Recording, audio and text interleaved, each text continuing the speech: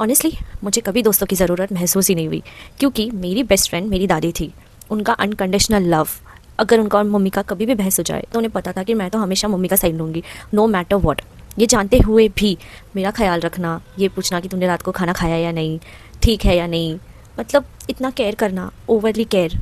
I know parents तो हमें love करते ही है क्योंकि उनका रीज़न होता है, उन्होंने हमें जन्म दिया होता है। बट ग्रैंड पेरेंट्स जानते हुए भी कि हम अपने पेरेंट्स से बहुत प्यार करते हैं, उनको सेकंड प्रायोरिटी देंगे, ये जानते हुए भी वो हमें फ़र्स्ट प्रायोरिटी देता है।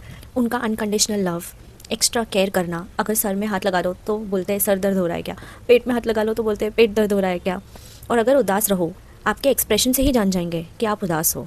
तो ये सब के बाद आपको मेंटल स्ट्रेस कैसे ही होगा। आई ऑनेस्टली फील कि अगर आपके पास राइट ग्रैंड पेरेंट्स है तो आपको कभी कोई स्ट्रेस नहीं होगा, मतलब आपकी इमोशनल स्टेबिलिटी तो सब वही पूरी कर लेता है।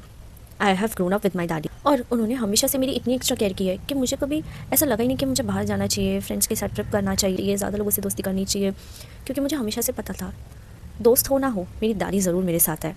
उनके लाइफ लेसन्स जैसे बाहर जाओ घूमो फिरो बट टाइम पे घर आ जाओ, इंसानों को पहचानना सीखो, इंडिपेंडेंट होना सीखो, ये सारी चीज़ें उनसे ही सीखने मिलती है।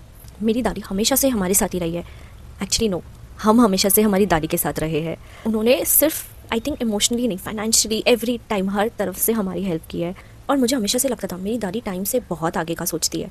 मतलब मेरे कॉलेज के ट्रिप्स में भी हमेशा से दादी ने ही बोला है कि तुम जाओ, तुम क्यों नहीं जा रहे हो। मुझे तो मन भी नहीं करता था बाहर जाने का, बट मेरी दादी मुझे बोलती थी कि जाओ बाहर घूमो, ट्रिप्स पे जाओ, एन्जॉय करो। I really feel she was a very cool दादी। मतलब मैं आज के टाइम पे देखती हूँ लोगों को कि वो अपने ग्रैंड पेरेंट्स से बहुत चिढ़ते हैं या साथ में नहीं रहता है, तो मुझे बहुत शॉकिंग लगता है क्योंकि मैं तो हमेशा से दादी के साथ ही रही हूँ। और प्लस मेरी दादी के साथ इतनी अच्छी बॉन्डिंग थी, मतलब वो मुझसे इतना प्यार करती थी, मुझे कभी अकेला फील नहीं हुआ। हमेशा से ऐसा लगा कि मेरी दादी मेरे साथ ही रहेगी।